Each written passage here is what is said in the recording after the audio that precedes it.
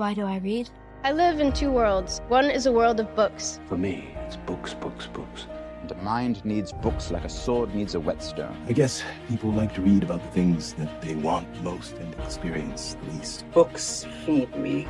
Once upon a time. I read it in a book once. Is this a kissing book? I don't care. I'm not ashamed of my book. It's not right for a woman to read. Soon she starts getting ideas and thinking. I checked this out weeks ago for a bit of light reading. Books! You have never interested me more. I have many leather-bound books, and my apartment smells of rich mahogany. Now, when you read, don't just consider what the author thinks. Consider what you think. I love that book. I hated that book.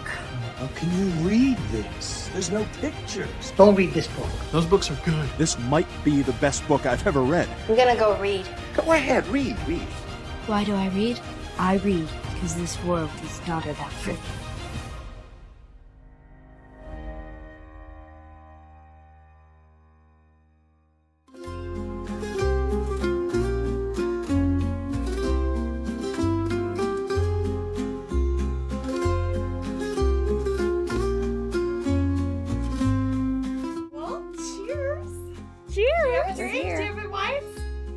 I don't have any wine, but I have strawberry kiwi water with strawberries in it.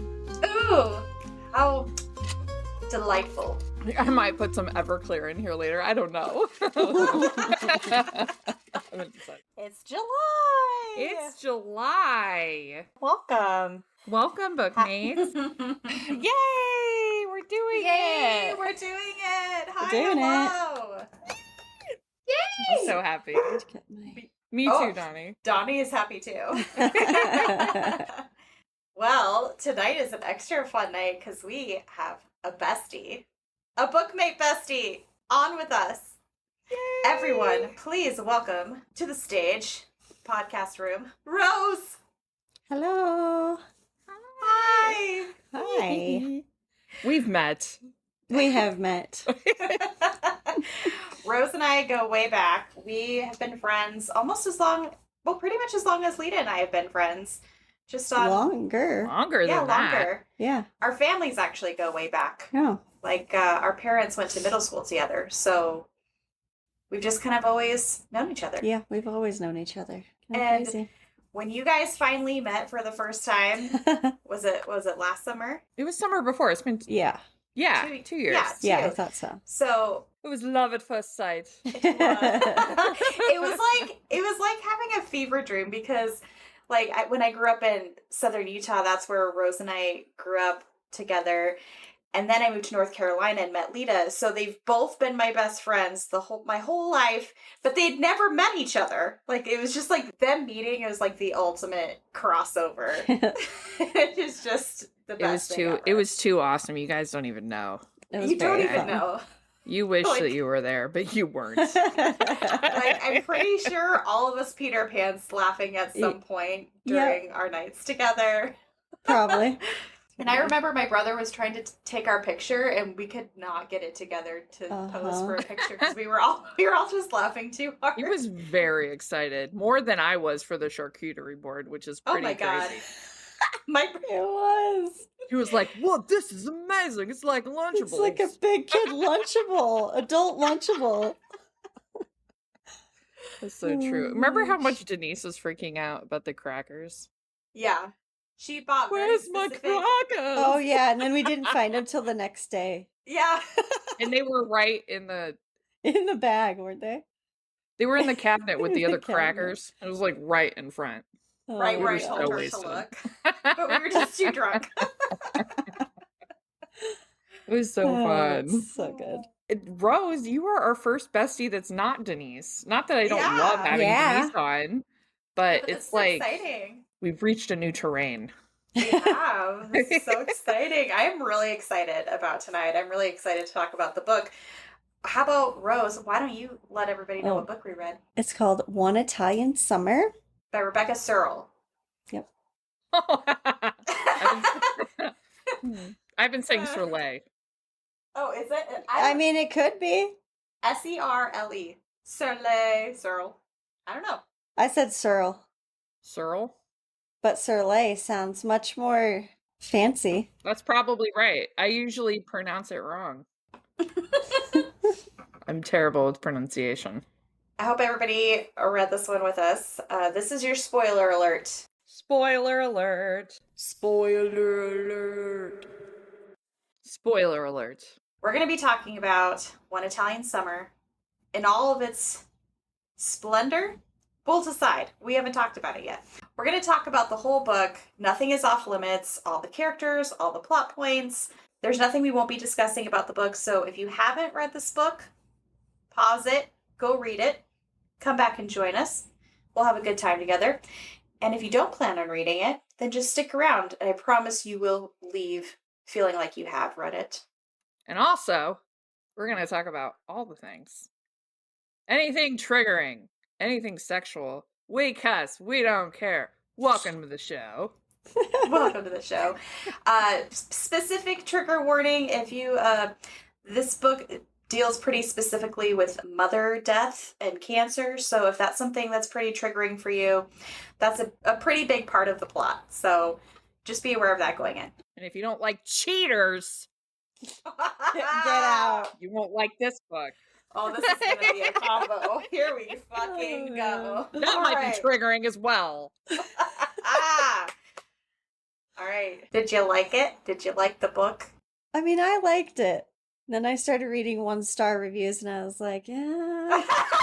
Yeah. It was like a quick, easy read. It was quick and easy. Lita, did you like it? No, I did not. And I did not find it a quick, easy read. I found it grueling. Huh. Really? Even for how short it was? Yeah, it was. We'll get into it, but I really didn't like it. Let's just say that. Oh, wow. I did not like it at all. Is this why we were nervous? A little bit. Yeah. It's not you that made me nervous. I'm always nervous because I'm like, oh, what if I hated it and they loved it? You know, but that's as you always going through say, my head. It always makes for a more interesting conversation when you've got two sides in the room. I feel like I'm somewhere in between both of you. Like, I didn't hate it, but I did not love it either. Like, there were aspects of it that I liked the idea of. Mm-hmm. For me, it fell really short of its potential. Yeah, I can see that. Because it's an interesting idea. For sure. Why don't we... I agree with that. It's an interesting concept. Yeah. Yeah. And I love a magical realism story, but... And we'll get into the reasons why it didn't 100% work for me. But I don't understand that term. You say it a lot. Magical realism. I think it's like, it's mostly real. So, like, a little bit magic-y. But it's not like magic. It's in the real world, but there's a small piece. Like an element of magic, but there's not a magic system. Right. Like, obviously, a time slip and seeing your dead mom from the past is not a thing that could actually happen. But the rest of the world is normal, and there's not any other magical except that one. Yeah. I did think it was cool when I got to the end. There was this little note by the author that said that the characters that are at the hotel are actual people. Like the workers. Yes. Yeah. Yeah, same name. They're actual people that worked there at the time in the 90s. Yeah, that was really cool. Yeah, I thought that was fun. Yeah, that was a lot of fun. I was like, hey. Well, it wasn't fun at the time. But I was like, well, that would have been fun to know earlier. Before we deep dive in, should we do synopsis before we forget and just snowball down the mountain? I know. We're going to fall fast, too. I don't have a ton of notes. Do you? Me either. So I think this is going to be a fun one. Okay, quick synopsis if you haven't read the book or you're not familiar with it. Our main character is Katy. She's 30 years old and she's just lost her mother to cancer. So she's having a super, super rough time. And she, to the point where she just feels completely untethered and lost. She can't connect with her husband, Eric. And her mother, when she was 30, had taken a trip to Positano, Italy, and had this amazing experience and had always wanted to go back. And Katy kind of grew up hearing all these amazing stories about Italy and the time that her mom had there. So they had planned a mother-daughter trip to Italy together. Before that trip happened, her mom passed away. So she's going on this trip by herself. And she's told her husband that she's not sure she can be married to him anymore. She's just totally lost in her grief and just completely just distraught over the loss.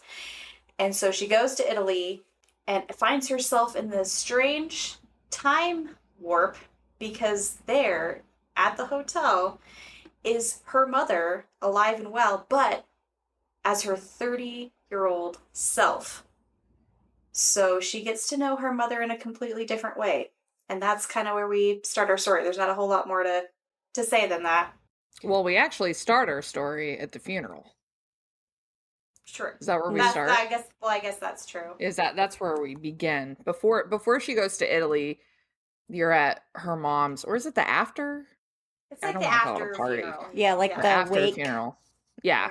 Yeah, that's where we start.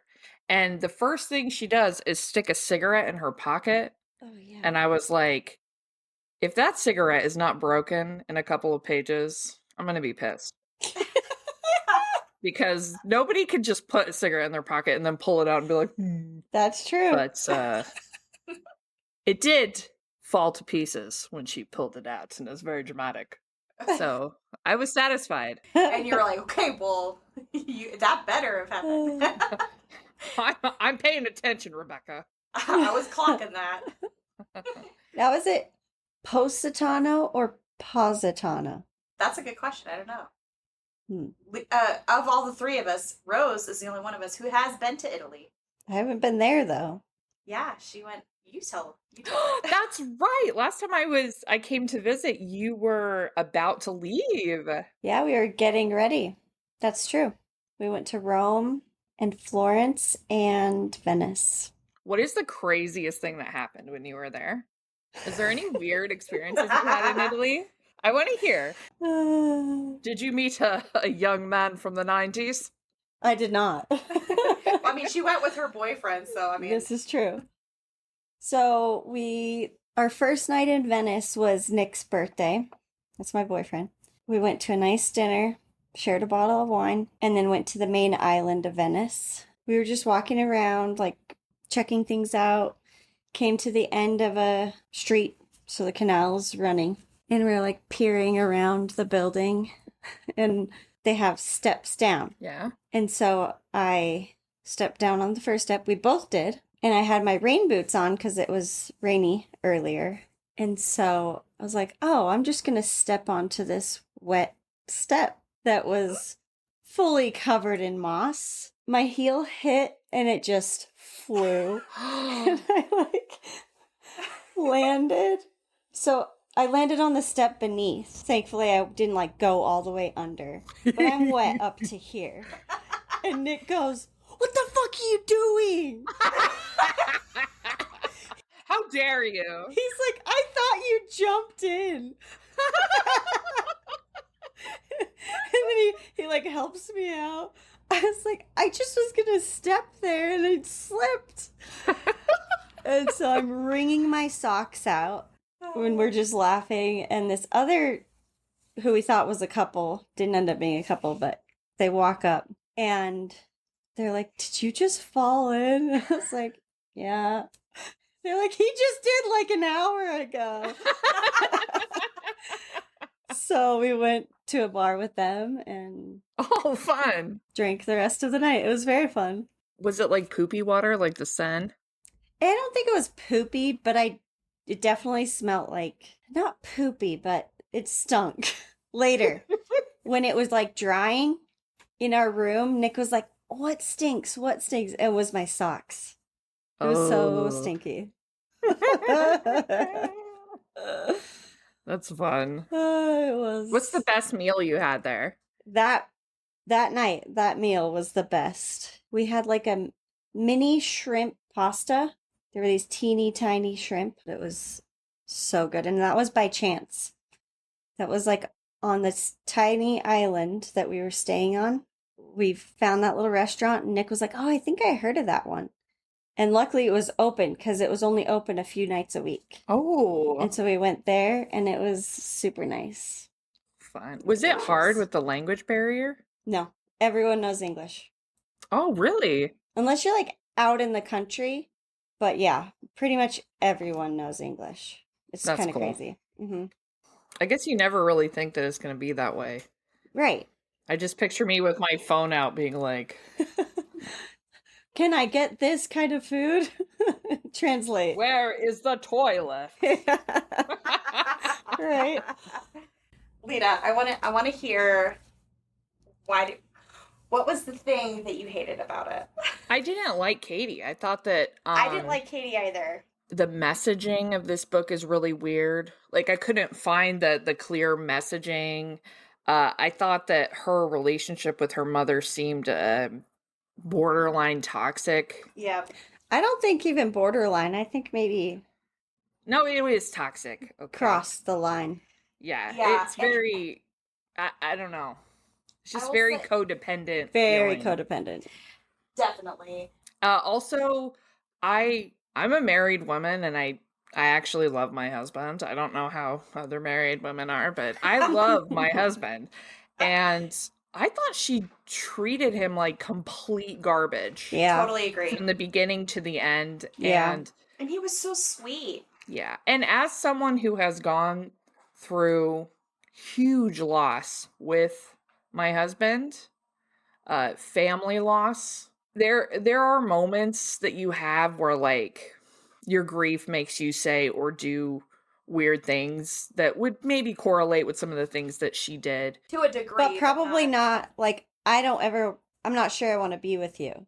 You want to be with that person. It's like, but it's not an excuse to treat them like complete shit. No. Just like completely invalidate their feelings across all boards. Yes. From the loss of your mother, who that person has been close to since you guys were basically in college. Right. Yeah, because at this point they've been married for what, 7 years? Yeah. You know, so he's part of their family, and like they have dinner together as a family a couple pretty times a week. regularly. They live nearby each other. Yeah. Yeah, they're super tight. Well, actually, it says, oh, wait a minute. Hold. This is the tip of the Katy iceberg for me. Where's it at? I don't fucking remember. It'll come up. I have one, and this was, It'll be here. It was super early. You probably won't agree with this, but I'm not married. I've never been married. So it was weird for me at first because, like, I grew to really dislike Katy, but initially it had me in my feels immediately because my mom and I are so, so close. I was wondering how you were going to feel because you are very close with your mom. I'm extremely close with my mom, but not in a toxic way, okay? But she is my best friend.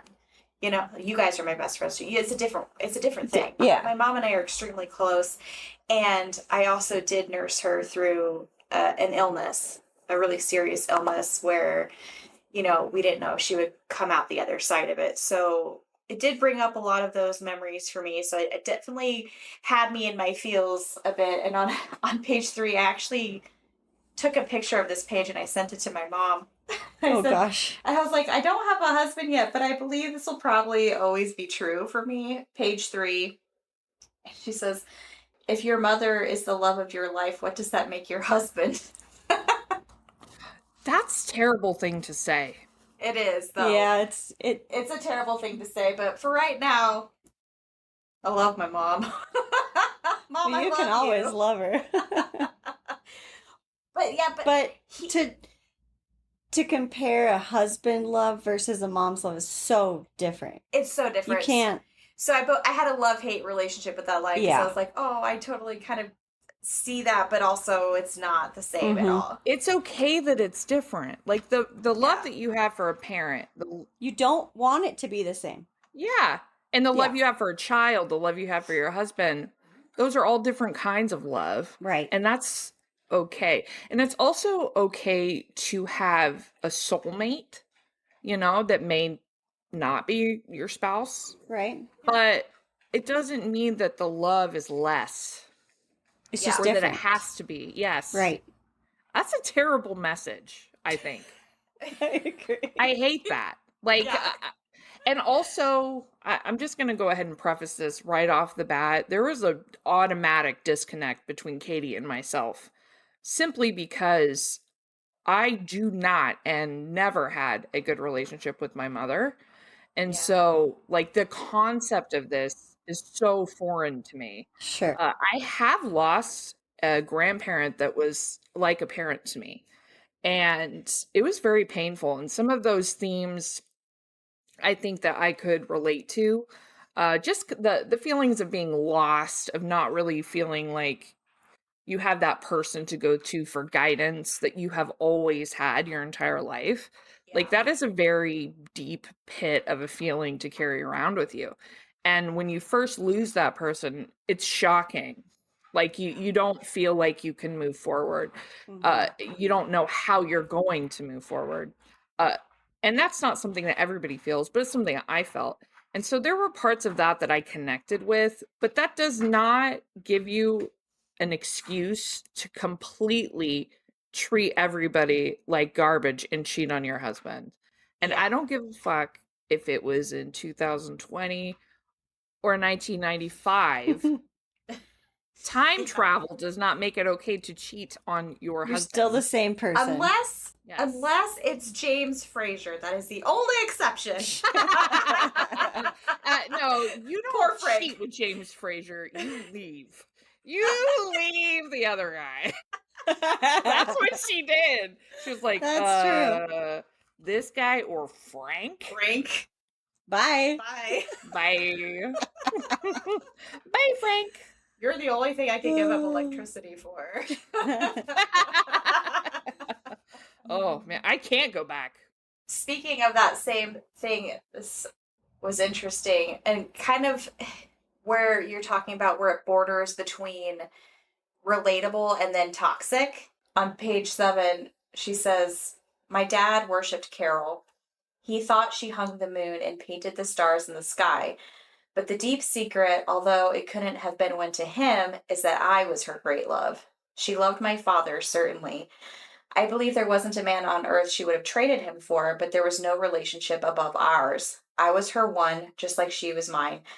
I believe my love with my mother was truer, pure than what she had with my father. If you'd have asked her, who do you belong to, the answer would have been Katy." I also think it's crossing the line. It's crossing the line. Yeah. Yeah. I actually thought that it was very unhealthy. Yeah. It sounded extremely unhealthy. And really, you know what it reminded me of? I know Tiffany's seen it. I'm not sure if you have, but Rose. But it reminded me of American Horror Story Hotel. Yeah, I've not seen it. That mom that like didn't give a shit about her husband because her kid was the love of her life. Yeah. And they had a terrible marriage, and she didn't even love the other kid very much that she had. Yeah, see, that's so... It was just so gross, and I was like, oh my god, this is making me think of Chloe Sevigny. Sevigny? Yeah, however you say that. Sevigny. Sevigny. Is it Seveigny? Yeah. My aunt's married name was that. Sevigny. Oh, also, I made a note that there's nothing worse than sad friend made pity food. I don't want to eat that. I don't want to eat your sad pasta salad. Wait, who? Like at the funeral, everybody's like, I brought you a weird casserole. Casserole. While you cry. Like, I don't want to eat that. If I'm going to eat something, it's going to be like 2 pounds of chocolate. Or like a whole bucket of ice cream. I'm not going to eat Caesar salad casserole. That's not the thing I'm going to pick. Yeah, it's so ironic because like people want to be there for you. Yeah. And, like, what's the thing I can do to help? Because there's not much you can do. Yeah. Food. But then when you're grieving, it's like that's the last thing you want to do. It's almost like you can't eat. It's true. It's a weird... You know what somebody did for us when my grandfather died was they brought us like pre-packed meals that were frozen. So you could get them when you wanted them. Yeah. Yeah. That's instead of just like, I don't know, makes me think about that scene in True Blood when Lafayette's like, ain't nobody want this bad juju food. But anyways, she treated her husband like shit from the first page. Yeah. She was like, oh, here he comes. Maybe if I close my eyes, he'll disappear. Like, what a fucking thing to say. Right. And he was so kind and sweet and attentive. The way you would want a partner to be in that scenario. And she's just like, fuck off. I can't. And to the point where she's like, I don't know how to love you without my mom around to Which is tell me how to feel about the relationship. Yeah. Like, I don't know if I can be married to you anymore because, like, I don't know who I am without my mom. Yeah. Like, that's where it gets, like you guys were saying, toxic. Yeah. Unhealthy. Mm-hmm. I will say, for me, and she says this in the author's note as well at the very end, that one of her greatest fears is losing her mother. So it's very much written through that lens, but also having gone through something similar with my mom and having a similar fear, like that's, so like I, to a degree, could relate to that because I feel like I'll be completely untethered. Like, whenever that happens, but like I won't lose who I am, but it will just be this like, it will be hard. Yeah. I don't think I'll ever go through anything harder than that. Yeah. It's very easy when you're hurting to push people away. I think that that's a defense mechanism a lot of people have. And I mean, I do. I think everybody does that to some degree at times in their life. But I don't know. I got a couple of quotes. Really bad. She's really bad to him. Page 8. This is Katy. We made promises in a world lit with light. Lit with light? Is that what it just said? Yeah. Lit with light. Sorry. We do not know how to keep them in the darkness. And my note is, we found love in a hopeless place. And then page 9. For 30 years, I have been tied to the best person alive. The best mother. The best friend. The best wife. The best one! The best one was mine. And now she's gone. The string that tethered us has been snipped. And I'm overcome with how little I have left, how second best every single other thing is. Yeah. And I get it, but it's just so... Her love for her mother to me, just like that, the best one was mine.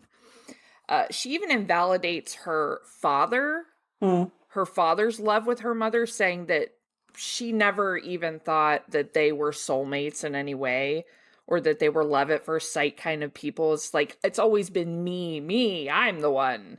Yeah. And I just hated it. I hated her inner monologue. Yeah. And the author did say in the author's note as well that there was someone who had lost their mom that she consulted with to write this book. And it's just so severe, like the attachment. Yeah. So, and like I was saying before, like I could relate to some, like half of what she was saying, like this is exactly how I would feel. And I have felt those things when I did think I was going to lose her. And, you know, I had this like really weird moment a few years ago. You were so young though. Yeah, I was going to say that too. I was like 16 and she was sick, like in bed sick for like 3 years. And we didn't know if she would get better. And it was pretty dire sometimes. But it was really scary. I was there during that time too. It was really scary. And I mean, she was on oxygen. I mean, I don't even think I barely even saw her come out of her room for a year. Well, she was pretty much bedridden. Like I had to like take care of her. Like she couldn't eat and drink by herself or do anything for herself. So I was her caregiver and stuff. And so I had this like weird moment a few years ago when it occurred to me that could happen again. Because it was like, oh, she made it through and now we'll never have problems again. You know? And then it like occurred to me like, but I'll still lose her one day. Yeah. Like that's still something I'll have to go through all over again. So like on page 24, I felt this. She says, when my mom was sick, it was all about the future, the worry of what was coming, what might happen. So like I could very much relate to that. And but having said that, we don't have a dysfunctional relationship. Sorry, I'm talking about you a lot, Mom. She decides she's going to take this trip to Italy that she was supposed to go on with her mom. They were supposed to go together, but her mother passed away before the trip, and it happens to be very close to the funeral. And she decides, I'm going to go there. So she tells her husband that she doesn't know if she wants to stay with him and that they're on a break, like a separation kind of break. And she says, you do you and I'll do me. She says, I don't know what I want right now except not to be here. You, of course, are free to make your own choices too. What does that mean? He says. It means whatever you want it to mean. It means that I can't be responsible for you right now. You're not responsible for me. You are married to me. That's what he says. And my note is, wow, I think she's being a huge bitch. Yeah, that was terrible. That's my note. Yeah. I was like, that is so gross. So gross. And I do believe that when she went to Italy, that she was fully prepared to cheat. Mm. I agree. That's why she said that the way that she said it. She was like, we need a break. Right, because it kind of sounded like, yeah, you do you, I'm going to do me. And it's not like it's just like I've just been dating you for a little bit. Right. Like, They've were been together married a while, and then they got married, and they've been married for 8 years. Yeah. Like, they're in a solid That's marriage. like a 10-year A deal. marriage of which she was perfectly content and happy with until her mom Yep. died. Which he was there for the whole time. Yeah. Helping and... Yeah, and then that made me so sad when she was leaving. He went to hug her, and she, like, flinched away, like he was going to hit her. That's true. And then he just started crying, and he was like, you know, Jesus Christ, like, I loved her too. Yeah. Like, does that matter? And she's like, don't touch me. And she gets in the car. And that's it. I was like, this is so extra, Katie. Katie! Is the Hotel Poseidon, is that in Naples? Mm-mm. That was in Positano. Right, but she flies into Naples. Yeah. Yeah, and then goes to the Hotel Poseidon, which is run by this cute old Italian couple. It's been in the family, or did he start it? Marco. They're not super old. Nika was younger, like more her age, and Marco was the older one. Yeah. Yeah, and it's a family-run hotel. It's been in their family for 100 years-ish. So she goes there, and her mom had planned this entire itinerary for them that kind of matched what she had done when she was there when she was young. So she's kind of planning on following that to a degree. But then she meets someone else at the hotel named Adam, who is an attractive younger guy, and they immediately start flirting. And she's taken off her wedding ring. Oh, yeah, that was gross, too. And put it in the safe. I was like... Along with her phone, so no one could get a hold of her. Yep. And that I understand, just like needing to just disconnect. Yeah. And I did like that she did let her husband know that she had arrived before she put it in this. She was like, I'm here, I'm doing my thing. And before she put it away, I was like, okay, all right. You're not completely unreasonable, Katie. I guess. I'll throw you that bone. My question is, who the fuck wants an American when they go to Italy? Right? You don't go to Italy to fuck an American dude. You want somebody that's going to make you feel like a fine wine. A ripe grape, right? Si, ma belle. Did you guys ever see that movie A Walk in the Clouds with Keanu Reeves? Oh my gosh. Yes, but Not I for don't a remember it very long well. time. It's been forever. I don't think I've seen it all the way through. I think I just like have caught bits and pieces on TV. Yeah. It's such a great movie. We just watched that. Jared and I watched it. Do you remember when we could say I caught bits and pieces on TV? You can't say that Yeah, anymore. you can't say that. Oh, I know. It used to be on TNT. TNT. You know, I had a recording on TNT of Joseph, the miniseries. Oh, yeah. With, I watched that. Who played Miss Scarlet in Clue? Leslie Who was Ann that? Warren. Leslie Ann Warren played the right, evil, seductive queen. We also had that recorded. Oh, yeah. Well, mine was recorded during March Madness. And so the commercials were like, March Madness! It was the most 90s thing in the world. So. Oh my gosh! And also, how can so is it because you're in Italy that you don't notice that everyone is wearing 90s clothing? Well, I was thinking about that. Or do they dress like she could have thought, because it's like out in the country, kind of, that little town is out a ways. So I wonder if she just was like, they're just behind the times a little bit, or this is just how it is here, or yeah, that does make sense. Because I was thinking about that just earlier, and I was like, I could see how that could happen. Yeah, because it's like maybe we're just culturally different. Yeah.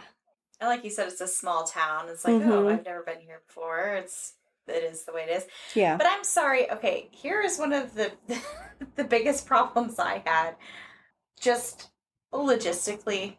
If you're in this severe state of grief, the way that she describes herself to be, and your dead mom shows up, you're just gonna let her walk away and be like, okay, well, that's cool. Well, I met this guy, Adam. I'm gonna go hang out with him all day and hope I can find my dead mom later. Like, what? I thought that too. If my mom died and I found her in some weird time loop, I'm like, I'm not letting you out of my sight. Like, I'm following her back to her hotel. Like, is this even real?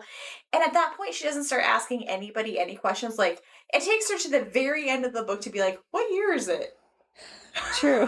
That'd be my first question, Katie. Yeah. That would not have been my first question, to just assume I was in the 90s. Right, but I would also be like, can you see her? My first question would be like, is this a ghost? Am I dreaming? Have I lost my mind? Right, that would be my first question, yeah. But I wouldn't assume that I had time traveled. I don't think anyone assumes that. Yeah. No, but also, like, you don't assume to see your dead mom in the past either. Like,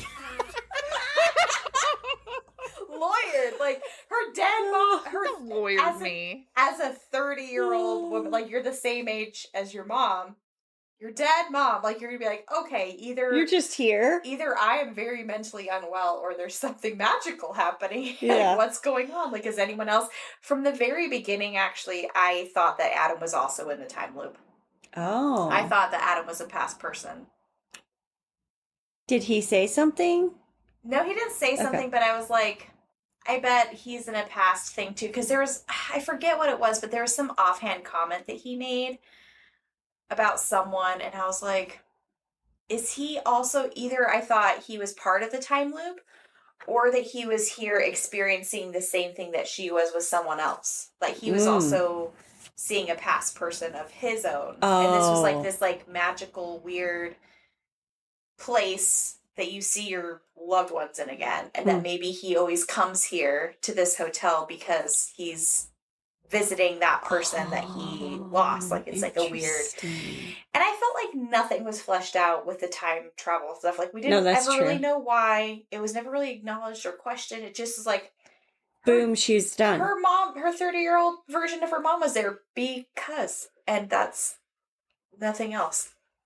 Well, yeah, and they were in the time. Yeah, what triggered it? What triggered it, and then what triggered it to come back? Right? And then there's like no lore, like, oh, this fountain that has been here for 100 years, they say that if you lose something and you toss in a coin, that you will find something you've lost. Like, some sort of, even if it's cheesy, some sort of thing that would give you a reason why this is happening. Like, does this happen to everybody who visits this hotel? Like, does it... It wasn't the hotel, it was the town they did say was magical. But that's it. Okay, but that's like the vague. It's very vague. It's just magic. It's just you know. At first, I thought, there was one point when they're on a boat and there were these like arches that they were talking about, that if you like pass under them, and I was like, okay, maybe the arches have something. Yeah, maybe that has something is going to be connected in some way. And then actually at the very end, when her husband comes to Italy to get her.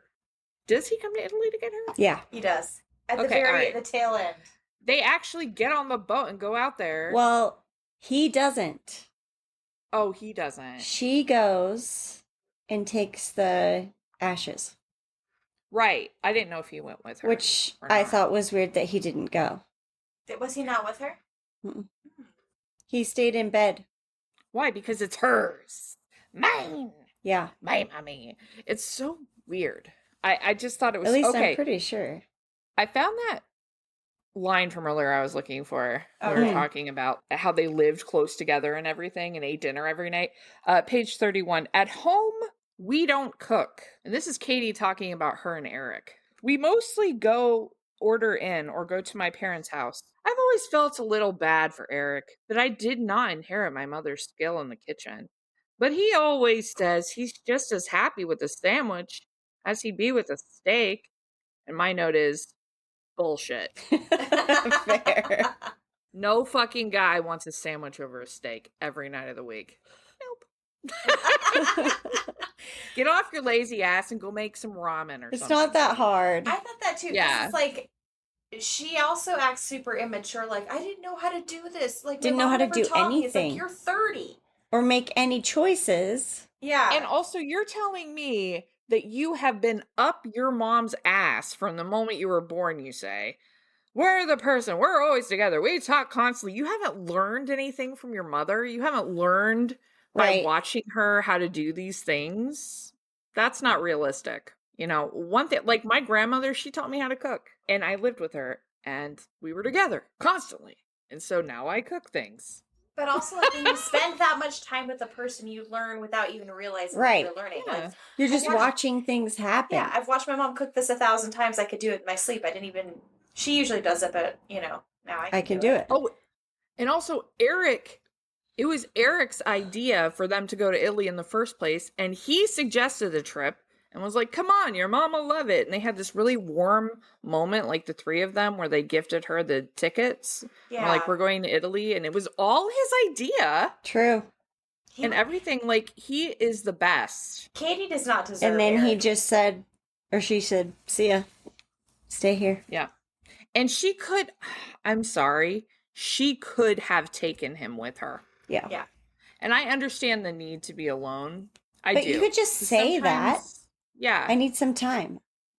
You don't take off your wedding ring and say, I don't know where this is going because my mom is not here. Yeah. Right. Yeah. 100%. I also felt that with the way that Katy describes how intense and close that their relationship was, when you finally meet Carol, young Carol, there's not much dynamic between them on page. Like, I felt that the dialogue and the character, it was so generic. Like, it was like, oh, hi, how are you? What are you doing here? And she's like, good. You don't see them connecting on page the way that she describes how close and connected they are. Like, I feel like she's trying to make it seem like they're connecting as different women, like in a different way. But you don't get this meaningful dynamic between the younger version of her mom and her. I felt. Yeah. Like, what did you feel, Rose, with that? Yeah, Carol didn't know her. I mean, right. But Katy did, so she doesn't prod at all. But that's true. She just, like, treats and, like, It's just like conversates with her like it's any other random acquaintance. Not like it's true. her mom that she's just lost. Yeah. If anything, you'd think that she'd be overbearing and Carol be like, wow, you're really intense. We just met. Like, tone it back. That's true. You know, like, that's realistic. And I feel like a magical realism story works when people are having a realistic reaction to a thing that is completely unrealistic. But like I was saying earlier, she's like, okay, well, I found my dead mom that I'm totally distraught about, but I'm going to go hang out with Adam all day and just hope I run into her later. Because I don't know where she's at. I don't even though, like, she knew the hotel that she was at, because she always grew up hearing about the specific hotel that her mom stayed at that was down the road from where she's staying at. Yeah, you would think she would have had a really emotional reaction. Exactly. Like, she's just like, Mom? And fades, and then she's like, are you okay? And she's like, yeah, I'm totally fine. Yeah. If you want to get some wine and sit out on the porch and just talk about generic things? At first, it was almost like she didn't understand if it was real or not. Like, am I hallucinating? Which is fair. Dreaming? Yeah. Yeah, like, and so I do think that was kind of realistic. Like, let's meet up later. And then she goes to meet up with her, and she's just expecting her not to be there. And then they have this really weird interaction where she's like, oh, she's not coming, my mom. And then the girl, like, grabs her arm, and they fall in the water like, whoa! I did think that was was so weird. Oh, we're in the water. Oh, whoopsie. Oopsies. Oh my gosh. So weird. I thought that was so odd. That was awkward. And then also, when she first meets Adam, he kisses her on the cheeks. He's like, mwah, mwah. The way they do in Italy. Yeah, but except he's not. He's American. But when in Italy, Rose, when you guys were in Italy, when you met or talked to people, did you do the double kiss even with strangers? No. Okay. Rose lawyered. But, everyone. lawyered. All that aside, that's not the thing that was weird to me. And then she finds out from Marco that guy had made an offer on the hotel. Like that Adam had come to Marco and his wife, they're struggling a little bit with the business. I thought they were they're brother and sister. Oh, fuck. I think I thought they were married, and then at the end, it said they're brother and sister. Yeah, I missed that. That's okay. That's something that I missed. So they're brother and sister. Anyway, the business it's struggling. It's struggling, the business. So Adam makes him an offer, like, this is a special place to me. Like, maybe I'll make an offer. And Marco tells her that and is like, yeah, so he's trying to buy the place and I don't want to sell it. And then she's like, how could he? I don't think I like him anymore. I don't like him anymore. And then the next time she sees him, she says, this is the weirdest follow-up to that, like, super acquaintancy interaction that you just had with some random American that you ran into at the hotel. She says on page 76, I heard you were trying to buy this place. I blurt out. I sit back, rubbing a hand over my face. I'm sorry. It's none of my business. But Marco seemed kind of upset this morning. And also, I think you lied to me. What the fuck? We met last night, but you lied to me. Yeah. Who cares? And then he says, like, I just omitted that. I didn't really think it was fucking relevant. Who would think? What? Why would you? That was so weird. That whole thing. I was like, what the fuck is this? Do you know exactly? Like, I didn't. Rough draft gone wrong. Is what it is. I did not think it when I read it, but hearing you read it just now very much gave Nancy Drew and like asking intrusive questions for no reason. Like, why would you even know that? Like, why are you asking about that? That's such a weird way to phrase that. Not like, here's the thing. I heard you're trying to buy this place. That's what you say. There you go. And it's not blurted out.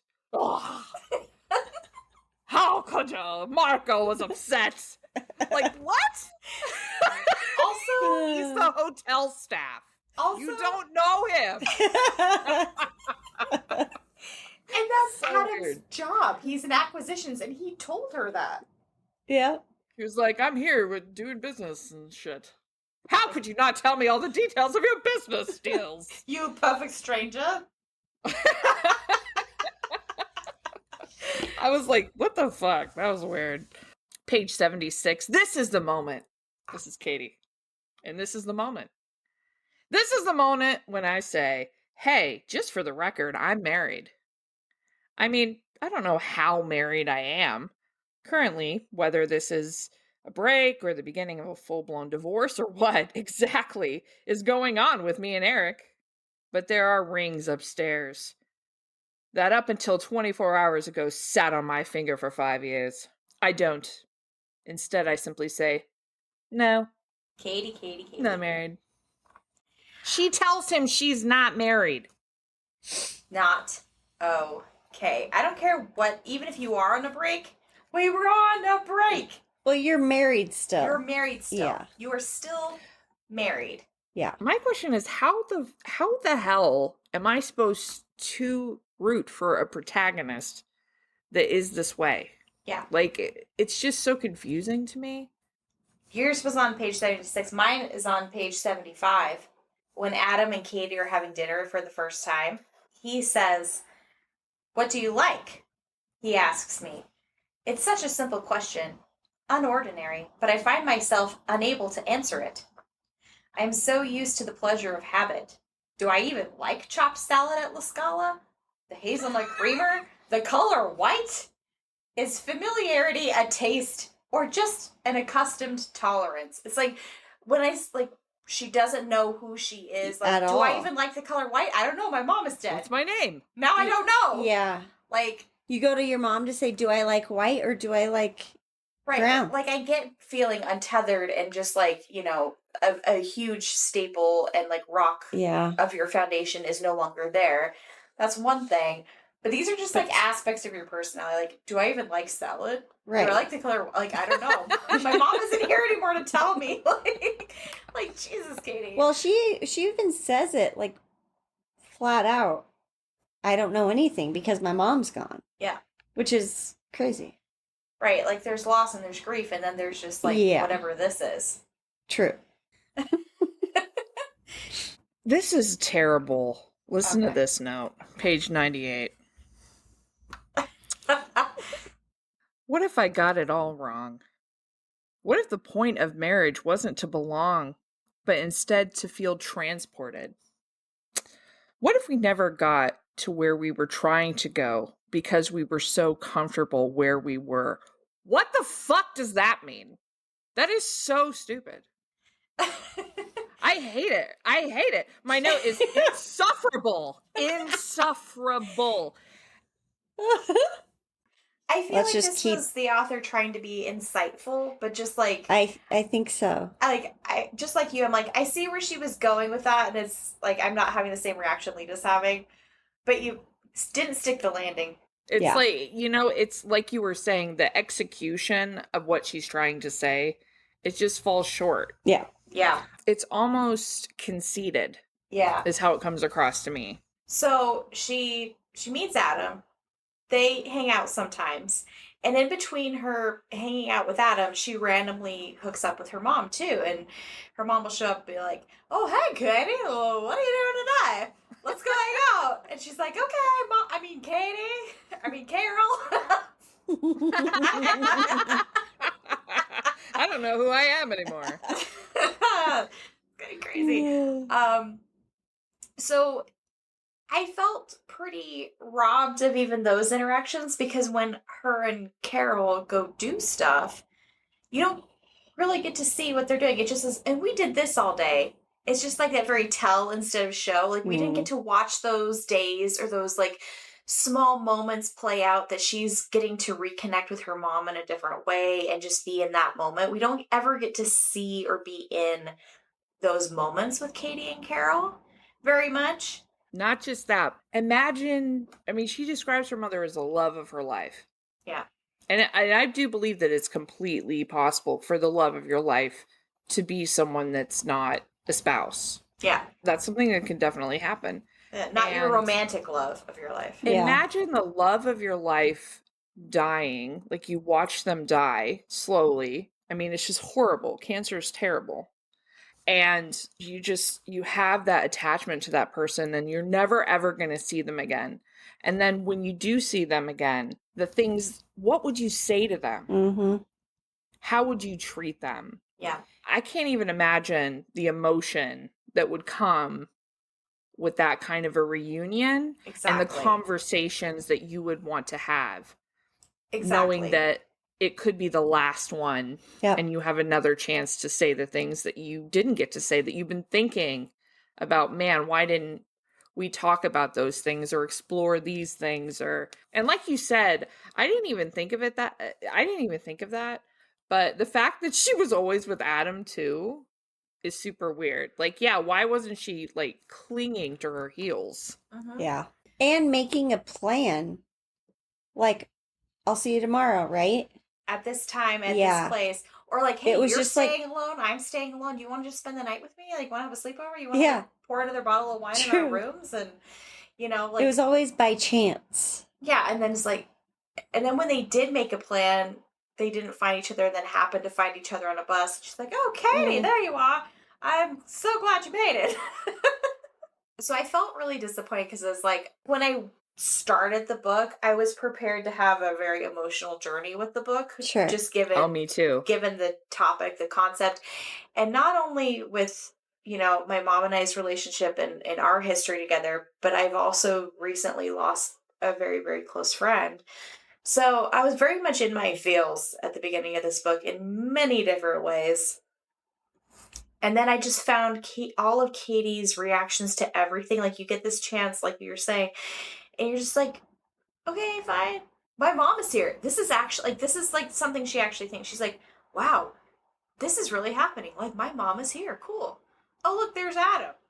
I'm going to flirt with him and we're going to have a drink. Like, what? That's so true. What? Katie, you're killing me here.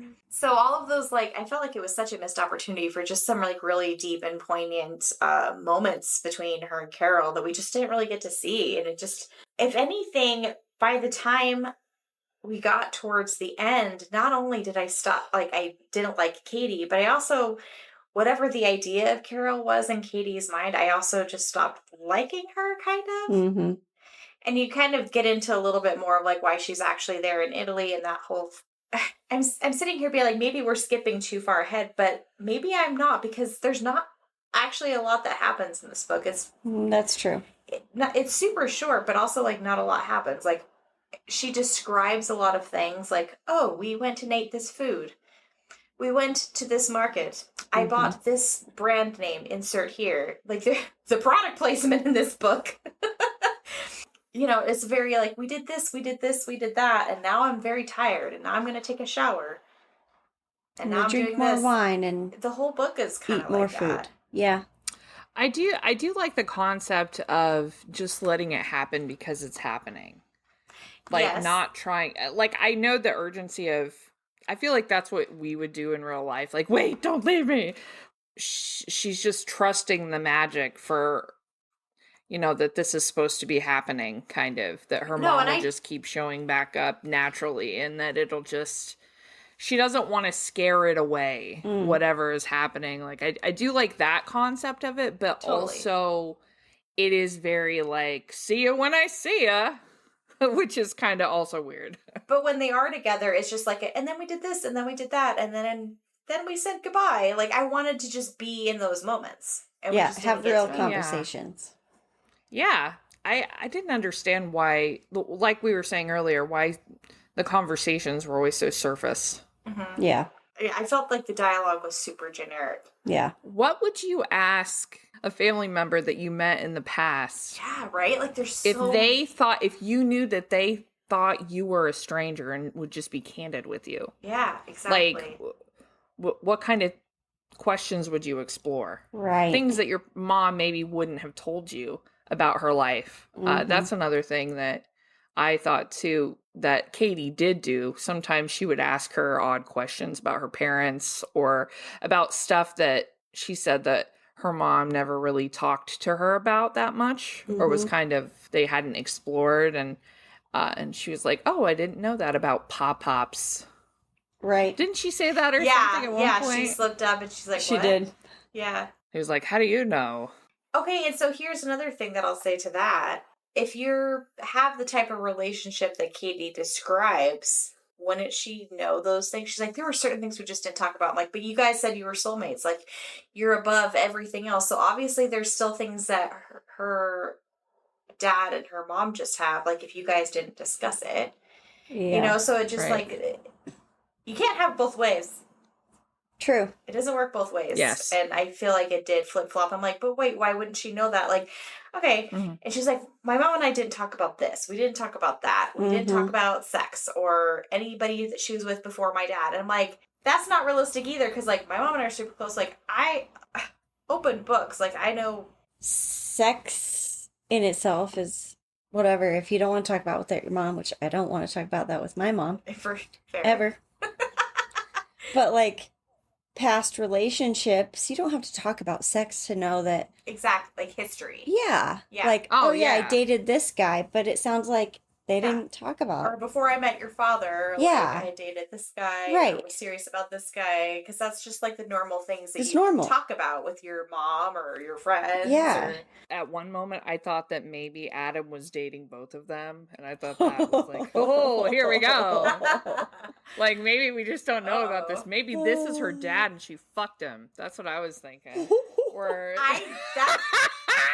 that did some crazy shit. I was like, okay, let's go. What's going on? That definitely did cross my mind, especially because I did think that Adam was in the time loop, so I did wonder that for a second. I was like, oh no, because she's wanting to hook up with him. Like, that can't go that way. So I'm ruling that out. Or could it? That would have made it a 5-star read, Rebecca. Oh, jeez. Oh, I've got a couple of quotes. Do you want to hear them? Yes. This is just weird. There's no point to this. It's just weird. Page 125. I'd like to kiss you, he says. This is Adam. She says, I hear it in my rib cage. But I'm not going to unless you tell me it's okay. I know you're in a weird spot. I also know we're here. And there is a very big full moon. And your lips look like watermelon. The good kind. The breakfast kind. Okay. I think it was because, like, when they ate breakfast together at the hotel, they were very specific about the watermelon how good it was. I know, but that is very weird. It's that a weird whole thing to say. That's a weird thing even to say. here, I hear it in my rib cage. What does that mean? That reminds me of, what was it? It was either Onyx Storm. I think it was Onyx Storm, where she said pride flared behind my ribs, like, what a that's weird where way your pride to describe. flares. That's where my pride flares in the ribble area. I feel In my such rib pride. region. My ribs. I also thought it was super weird. She had this like whole big long thought in her head about this one time when Eric had to go out of town for a couple weeks. And everybody was so worried about her staying by herself because she'd never ever done it in her entire life. And I was like, this is so weird. Like, you're You're mid-20s. Yeah. Or late. And an LA woman. Yeah. Like, I feel like LA women are not as dependent. True. Because it's LA. Usually. Like, there's a culture. I don't know what it's like in LA. I do now because Mom and I went last year. There is a definite. We were there for 5 minutes, and I know. I spent an entire week in LA, and now I know the culture. But there's a vibe there, but also it's a city. It's a huge It's city. a vibe. It's just a vibe. Yeah. You know, like. I like how I said that like I don't know that LA is a huge fucking city. It's like a city. Isn't it? Isn't it? I don't know. Sometimes like I go to visit places and I'm like, wow, I'm not in the Matrix, I don't think. It's like I got on a plane and I came here. I'm here, and this place right? really exists. I've seen pictures. It's just, you know, like when you travel somewhere, Yeah. it's just like, whoa, this place is here all the time. It's really here, yeah. Well, True. it's like when people visit here in Utah. Like when you came the first time, Lita, I remember you'd be like, I was like, holy Whoa. shit, what? I felt like I was in the Twilight Zone. people are different. Like, she's No, like, why were you talking to no, that just guy? the landscape. I had Oh, never yeah. seen anything like. I've never been to the desert or anything like that.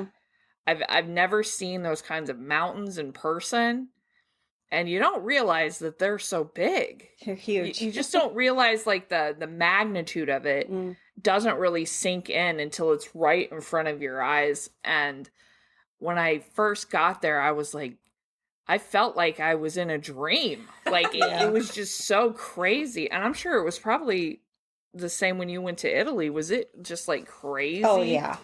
Different? Just like, whoa, like this is real. Yeah. This is really happening right now. Seeing these things that are thousands of years old that people built.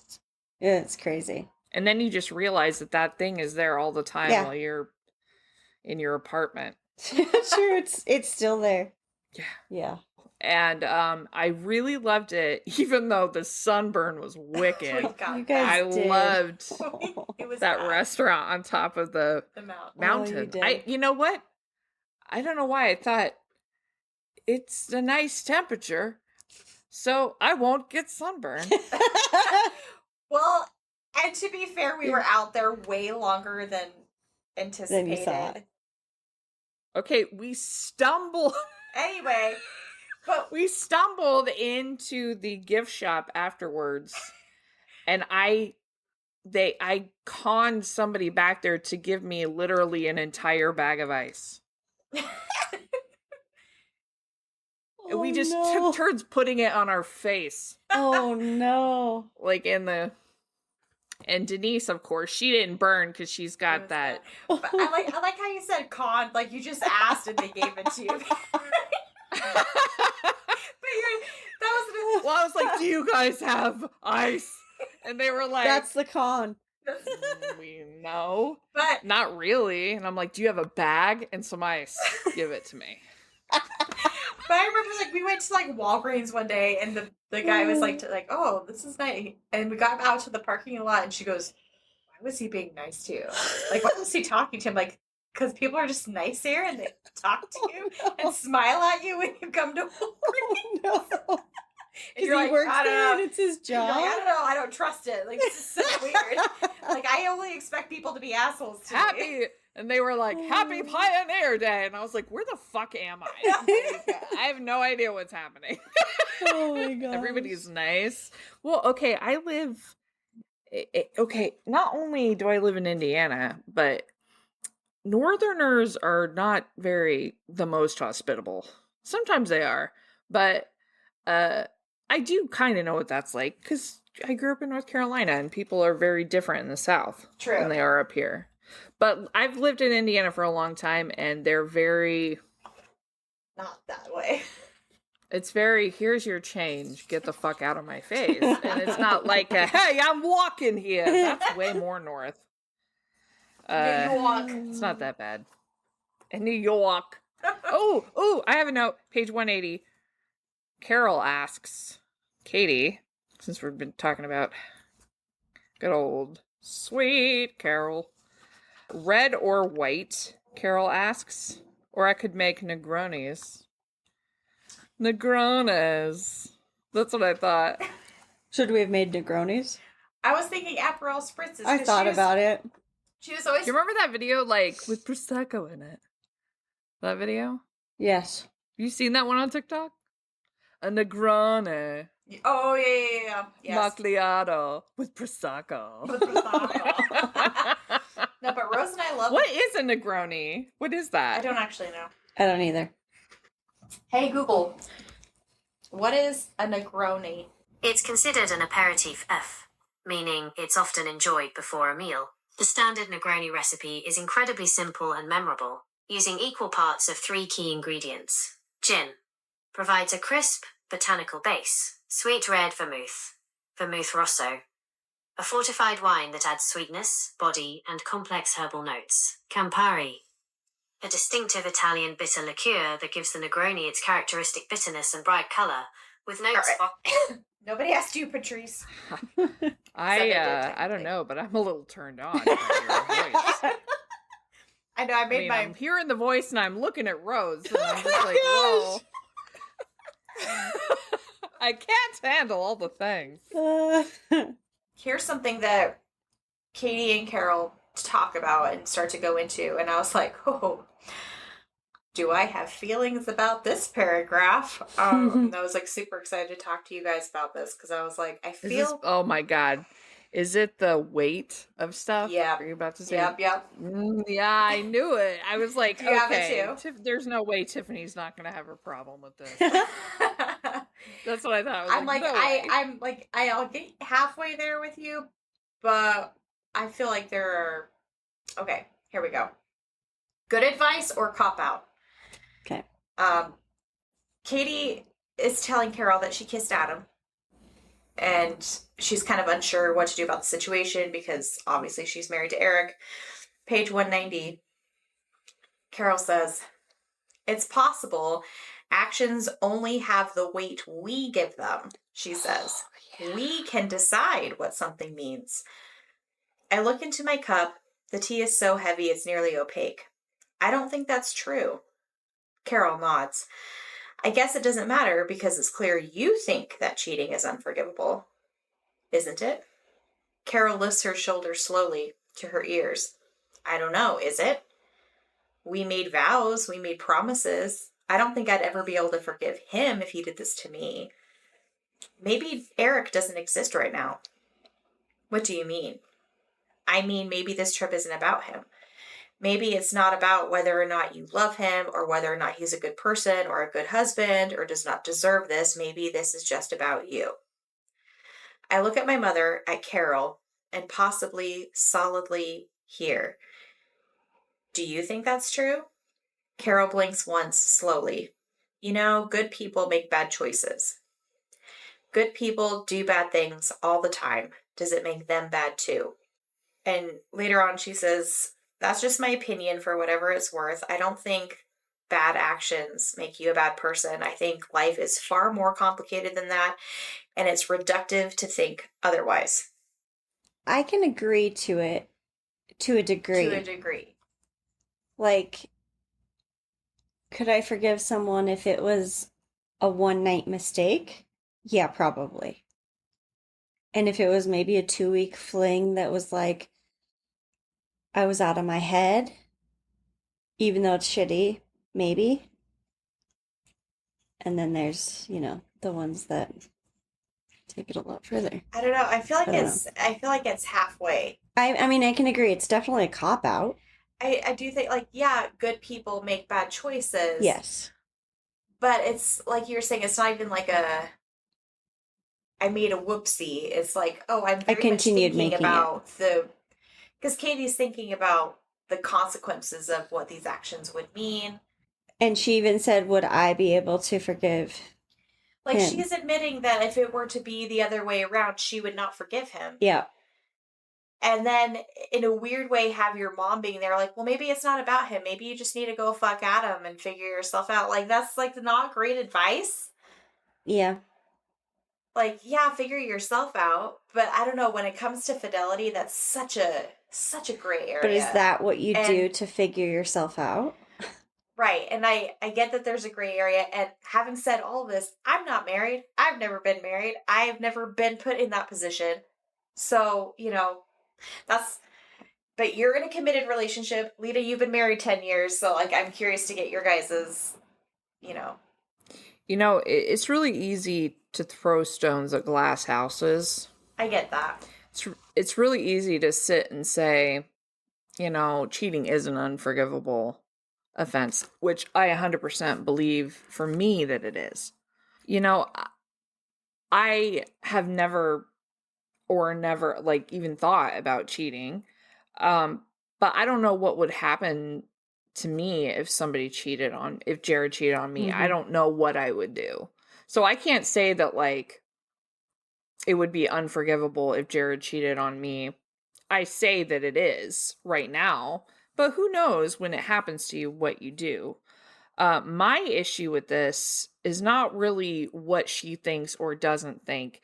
It's that she says it's possible the actions only have the weight that we give them, and that we can decide what something means. Yes. And if that's true, like that, if that's true for yourself, but you need to give that other person the option to decide for themselves what that means for them. Yeah. So, yeah, okay, if you only want to give this the weight that you want to give it, you know, and if you want to tell yourself it's not a big deal that you cheated on someone, that is how you feel about it. But for your partner, they have the right, and you should give them the dignity and respect to let them decide for themselves if they feel the same way about it that you do. And they probably would not. Right. And that's it exactly. Like it's exactly what you're saying. sometimes you can't judge certain things if you don't know everything, and every situation is different and completely nuanced, and I get that. But that sentence that it only has the way we get them. Only we get to say no, that's not true. It's not. That's not true. You know. I feel like that line, that sentence is a cop out. I agree. To absolve you of guilt of anything and accountability. That's and let's say that you're, I don't know, speeding, right? And you get pulled over for speeding. Mm-hmm. And the police officer says, "You were speeding." And he said, "Well, I don't really think that that's bad. The weight of my speeding is as bad as you say it is." Yeah. And you know what he says? Too bad. Step out of the car. Yeah. That's what he says. Step out of the car. So, I mean, how bad is murder? I didn't feel like I weighed and measured that murder I was going to do. It kind of crosses over for me into that, the road to hell is paved with good intentions. It doesn't really matter always what you intended. It might matter to you. Mm-hmm. Yeah. But it doesn't change that an action was taken. For the rest of the... Yeah. It's very self-centered and selfish to think that way, and very toxic and unhealthy for your partner. If that's how you feel about them. Because what you're doing... You're not thinking about them. No, not at all. Yeah. Yeah, what I wrote down is I was like, that is true to a degree, but also actions just have consequences regardless of how you intended them, especially when it comes to fidelity in marriage. So. Yeah, I didn't intend for this. This is supposed to be about me right now. It's not about, no, you're married. No, you're married. Yeah, and you said, well, you took off your wedding ring and you were very upfront, we're on a break. That doesn't mean we're not married. Yeah. Yeah. Also, if you were just dating, maybe. Page 198. This is her and Adam. I reach up and pull his lips down to mine. Our tongues battle. I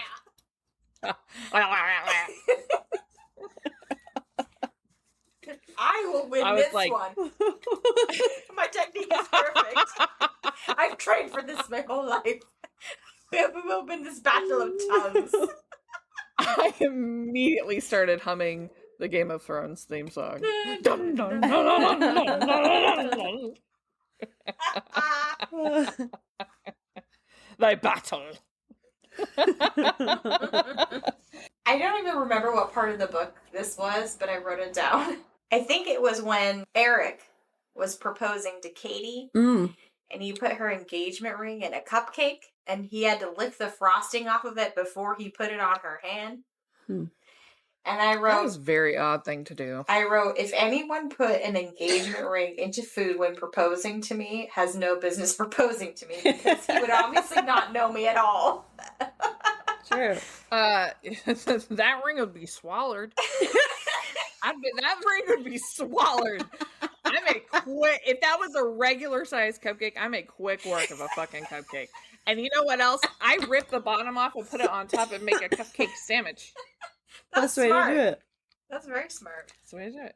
Yes, that ring would be gone. You'd have to wait a while. He'd be licking the shit off it. That's what he'd be licking off. Oh my gosh. Okay, so when Carol said all of those things about the weight of your decisions, I was like, oh, either she's here cheating on her dad, or she's feeling guilty about something and she's justifying her own actions. That's what this is. Yeah. And it turned out that was actually pretty true, because Katy goes into the bathroom that is in the bedroom or whatever and sees a picture of herself that's been on her mom's nightstand for her whole life. She knows this picture, and she's like, holy shit, she's already had me as a baby. Because she's thinking, and it was always under the impression that her mom had this trip before she got married to her dad, before she had her. And she's finding out oh, I'm actually alive right now for her, and I'm 6 months old, and she's here thinking about not coming back. And at that point, she totally loses any chill that she had. She's like, Mom, you left me! And she's like, what? What are you talking about? She was like, I think you should probably leave now. Go. And she's like, go away. And she's like, you have a baby! You hypocrite! You liar! You need to go home. You monster! You monster! Go home to your baby! Me! Your baby needs you! And it's just, it's supposed to be this climactic emotional moment, and it's just... It felt to me like everything unraveled at that point. Yeah. Like her whole... I actually really liked that. I was like, oh, shit. Oh, she didn't want your ass. Now what? It's like revenge against Katy. I know. It was like, I guess it wasn't as perfect as you thought. Well, yeah. I mean, that's... Well, yeah, that's It is what I mean. Yeah, it's all unraveling. Actually, for her. After that, I thought to myself, I actually really like that because no one's perfect. No one's perfect. Yeah, that's true. And I feel like, too, when you lose someone, a lot of times we just start to build them up to be more than they were. And we forget We forget all the bad things. Yeah. But also... We forget the bad things. These were things that she wasn't aware of. Yeah. Mm-hmm. You know, so I agree with you both. Like, you mean something her father knew that she didn't? Like, why would she never have told me this? Like, because it was none of your business, and she also didn't want it to hurt you, knowing that, like... she felt bad. You know, just like you're here cheating on your husband to figure your shit out, I had a baby and got pregnant and wasn't planning on it, and I had to go figure my shit out for a second. And we both came to Italy and did that. True. That's Is that the healthy way to figure things out? No. The healthiest. No. I did like the realism of that, though, because it was like, especially with Katy's character just being so dramatic. And I know she's lost her mom, and I know that's a dramatic thing, and it's heavy. And it doesn't go away. It's all you're thinking about, especially for a long time before you just start to not move on, but move forward. Mm-hmm. Yeah. You know, it gets easier, and it's really hard when it's fresh. And I also think that that's a really hard thing to capture on page. Because first of all, if you haven't lost someone that close to you, it's a hard thing to put into words. And also, the pain of it fades. Yeah. It's still there, but that desperation that you're feeling right when you're beginning to grieve, right when the loss happens, I mean, you just can't live your life in that state. So your brain, your body, it just starts to move forward because you have to. Yeah. And that pain it fades. That's why people always say time heals all wounds or whatever, and it's not really healing. I mean, it's still there, but it's not as... It's like scabbed over. And also, you forget how you felt because it's very traumatic. Well, yeah, it's like you just get used to living in a new way. Yeah. You adapt to your grief. Like, you don't get over it. You just adapt to it and figure out a way to live and cope with that loss and that grief. Like, it never leaves you. You just learn how to live and coexist with it. Yeah. And to have those moments where it's like you kind of go through that like roller coaster of like, okay, really, really low lows. So like, okay, I'm solid, I'm okay. And then something will happen, and then it's like a different layer of it, and it all comes back, and you just like, okay, I can either like really resist it or just kind of lean into it, let it happen, and you get through it, you move through it easier. Yeah. That's another thing about grief, is that it hits you when you don't expect it, and then it feels fresh again. Yeah. Yeah. In certain moments. Yeah. Yeah. And then there were some times where I'm like there were some times like I was crying reading the book, not necessarily because of the book, just because of where I was at and just all the levels that it, resonated specifically to me. So there were certain times where I'm like, okay, yeah, I can totally feel this and relate to this. And then there were some times I'm like, again, like you said, disjointed. I'm like, well, now she's just like, okay, whatever. Yeah. Go How fuck did you at feel, him. Rose? Did you find it relatable? I mean, I think in the moment I was like, yeah, maybe, but I don't think I put my mom in that, like me and my mom in the position. So I guess maybe not, because I wasn't really there. I wasn't feeling it. if that makes sense. So what were some of the elements that you did like about it? Because you said at the beginning that there were parts that you liked. Like, what were some of the elements that you enjoyed about the book? Well, I liked the setting. I was going to say, Maybe that was the main the thing. Italy of it all. Or like, I just want to be back in Italy. Yeah. The setting was beautiful. Mm-hmm. So she sleeps with him. She sleeps with him. She does it. She bounces right on top of his dick. And he is like, wow, this was amazing. And she like puts scratches down his back and all that shit.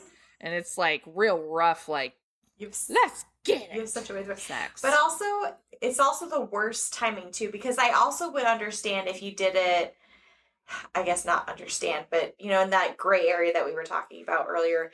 But she chooses the moment that she's found all this out about her mom and that her mom had left her as a baby. And she's mad at her mom. And she's like, I have so many emotions. I don't know how to handle them. So instead of processing, she's like, I'm going to go fuck Adam. That's true.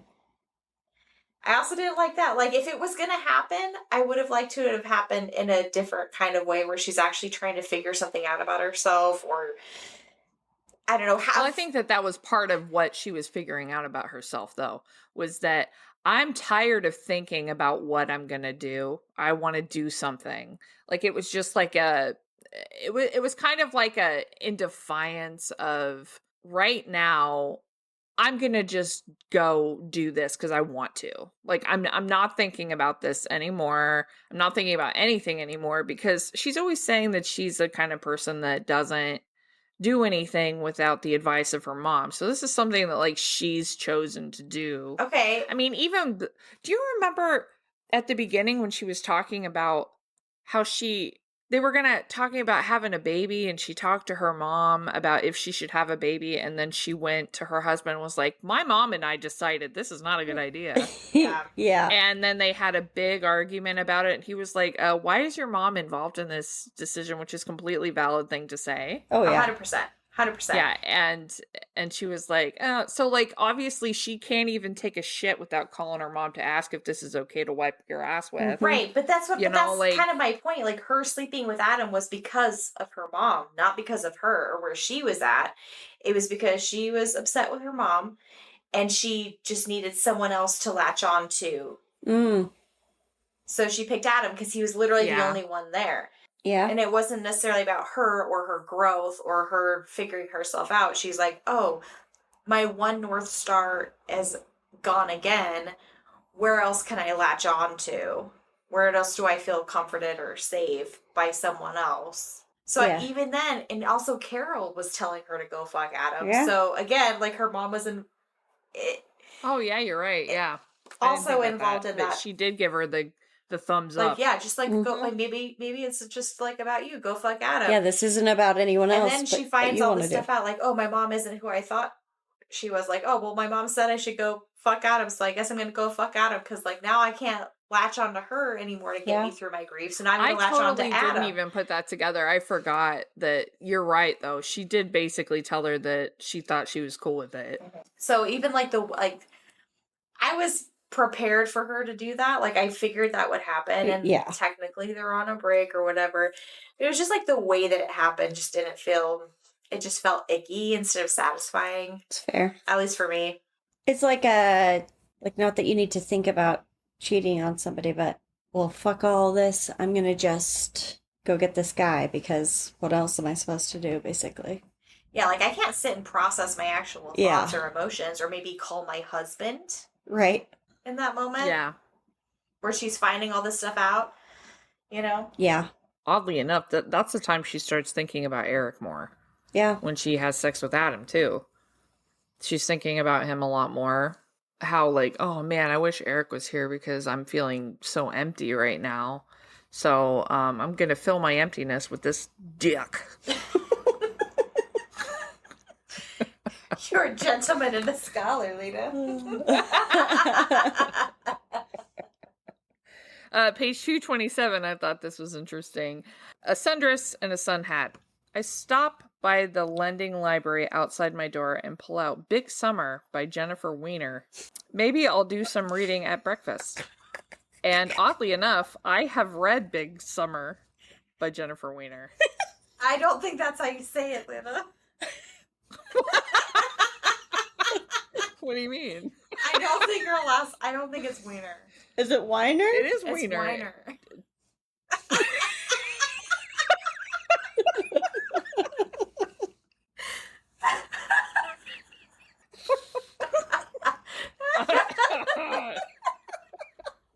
It's spelled Wiener.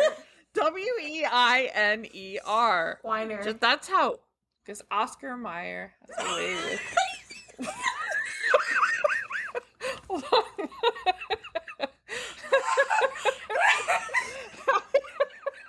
How do you spell wiener? Like a hot dog wiener. But Siri, how do you spell wiener like a hot dog wiener? Wiener. W-I-E-N-E-R.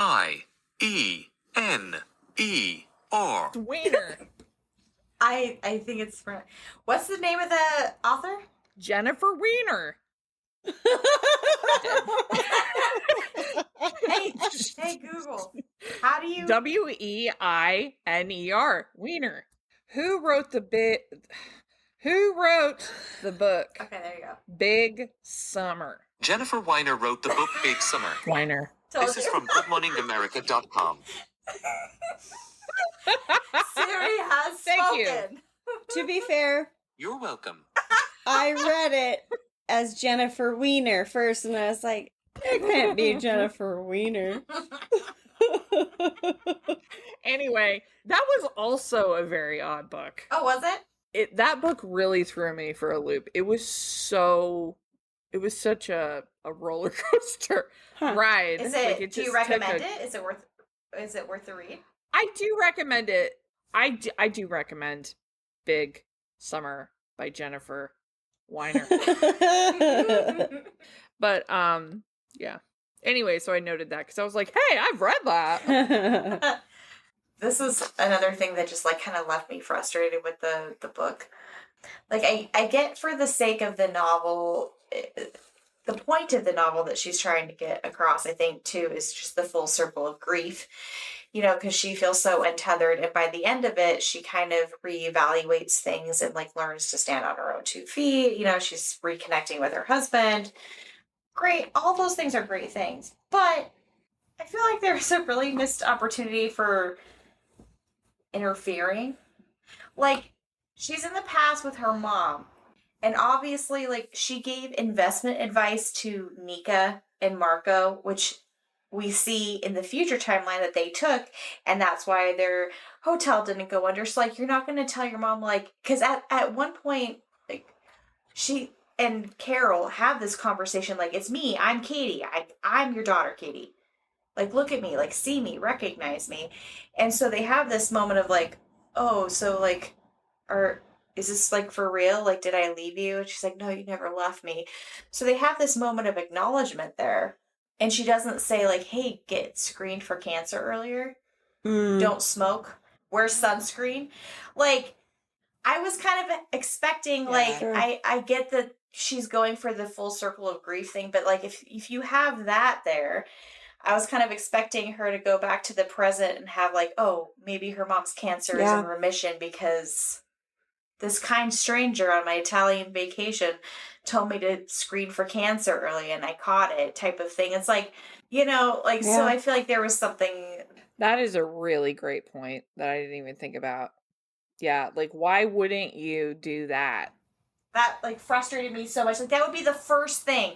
That'd be the first thing that you do. Like, okay, you can't, like, you're gonna get cancer. Yeah. You're gonna die. Like, I need you to, like, even if you think I'm crazy, like, just for Katie's sake, your baby. Right. Just start screening for cancer or stop. They never say specifically what cancer she has. But the smoking thing comes up. And then also she, like, when she's, like, putting sunscreen on, it also kind of, like, was it skin cancer maybe? But you're not just going to, like, say something to your mom like, hey, because in the beginning she says, like, oh, like, I'm super angry about the fact that, like, maybe this could have been avoided if we had caught it earlier or started treatment earlier. You meet your mom in the past and you're not just going to be like, hey, you die of cancer young. Like, can you just get screened earlier or, like, don't do all these things that led to your cancer? Yeah. Hello. Yeah. Throw the paper. what? That would be the first thing you would do. Just that really does. Yeah, especially if she was always thinking like, man, if we would have caught it. Yeah. You have like a magical opportunity to tell your mom who is dead. Let things check out. Like the fact that didn't happen, I was just like so frustrated by that. Did you guys feel like the whole interior design meeting thing was super weird? Oh, so weird. Like that I'm gonna rush to make sure. Oh yeah. What exactly? I'm gonna rush downtown so I can tell my mom. But it's like, right, what was the point? Because she was like, oh yeah, I didn't understand that. It's like I feel like she was going for I accidentally fucked with the timeline Marty McFly moment where like, oh, my mom can't take this job, otherwise like she'll never go back to me, and like this version of me will like grow up without my mom kind of thing. But she hasn't altered any timelines because she's already had Katy. And well, it's not just that too, because she's like, I want to tell Adam to give her the job because she deserves this. It was like this weird, I don't want to influence me being a baby and my mom not following her dreams. No. It was, I didn't understand what she was doing. But she went there to be like, don't take it though. Like she can't, like, you can't offer my mom this job because she has to go back and raise Katy, me. Like I need my mom. And so she's like interfering in the opposite way. It's like, just let things play out because obviously she was always here when you were a baby. You just didn't know. Oh, right. But there was always that thing that was like, is what she's doing now in the past influencing, is it just like a time loop? You know what I mean? Like, we don't know. It's not explained or fleshed out at all. Right. It's not, but there is that moment when they're in the place that she lives, and there's that trick that she does with the laundry. Do you remember the baking soda? Like, you add baking soda and water to this, and she's like, oh. Yes. Where did you learn that? And she's like, my mom taught me. And she was like, oh. And so obviously she learned that from Katy, who learned it from her. Yeah. So there's that time loop thing. The space-time continuum. Yeah. Yeah. So like this was always supposed to always be what was happening. So then in that case, maybe her going down there could change it. Oh. Yeah. And that's if she was always supposed to go do that. But that's where it like gets lost in the shuffle. And I think that like the time travel thing wasn't okay. Let's say, for example, in Back to the Future, the specific reason that the timeline got fucked was because she ended up having the interaction with Marty that she had with his dad. And that's why she fixated on him instead of the dad, because he interfered with that core moment.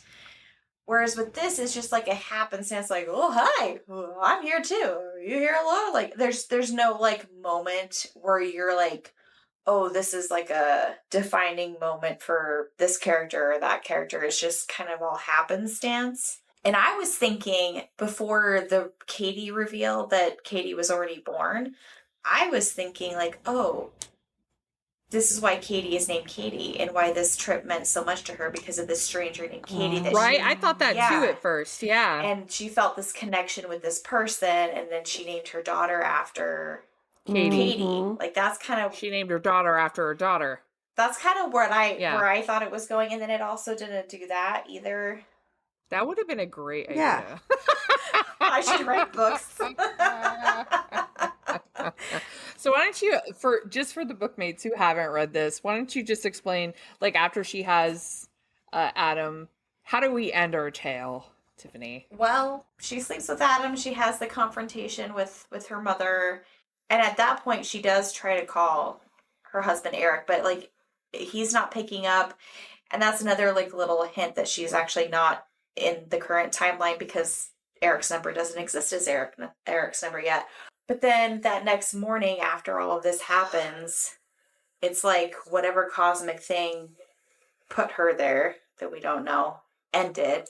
Choices were made on either side, and Eric, her husband, shows up in the lobby to see her. Katy doesn't deserve Eric because he's so sweet and romantic, and he was like, I should have always come with you, and I didn't even think to ask you if you wanted me to come with you, and I let you go by yourself, and I should have come, but then I couldn't get a hold of you, and I was really worried. So he comes all the way there, and they basically patch things up. She has this kind of renewed appreciation for Eric, and she's also realized that she was in this timeline, and even Marco and Nika, they were in the past, because at one point she goes up to Nika and is like, what year is this? Yeah. You know, when after that blow up with her mom, and they're like, oh, 1992, you dork. And she's like, oh, holy shit. But also doesn't delve too far into it. She just goes to bed and then wakes up back in her own time.